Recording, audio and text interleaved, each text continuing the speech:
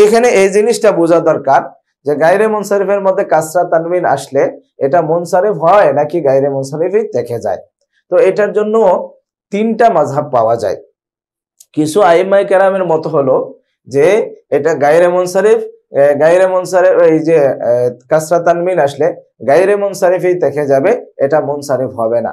আরেক দলের মাযহাব হলো যে গায়রে মুনসারিফের মধ্যে যখন কাসরা তানবিন আসবে তখন এটা মুনসারিফে পরিণত হয়ে যায়।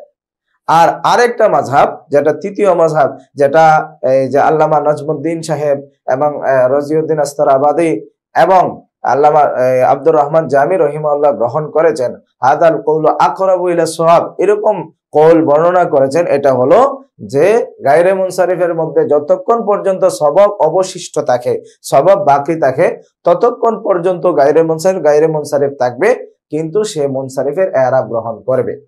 তো এখানে আমাদেরকে খুঁজে নিতে হবে, আমাদেরকে দেখে নিতে হবে যে গায়রে মুনসারিফের মধ্যে সবব বাকি আছে কিনা। ধরেন যে কোনো একটা তানবিনের কারণে দেখা গেল একটা সবব এই জায়েল হয়ে গেছে, তাহলে এই ক্ষেত্রে কিন্তু গায়রে মুনসারিফ থাকবে না, তখন মুনসারিফ হয়ে যাবে।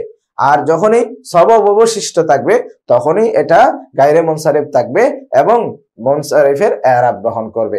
আর এটাকে যেহেতু বিশিষ্ট নাহবিদগণ গ্রহণ করেছেন, এর জন্য আমরাও এটাই গ্রহণ করব যে গায়রে মুনসারিফের কাসরা তানবিন আসলেই এটা মুনসারিফ হয়ে যায় না, বরঞ্চ এটা গায়রে মুনসারিফের সবব থাকলে গায়রে মুনসারিফই থাকে, তবে মুনসারিফে এরাব গ্রহণ করে। আর যদি সবব অবশিষ্ট না থাকে, একটা সবব জায়েল হয়ে যায়, তাহলে সেটা মুনসারিফ হয়ে যায়।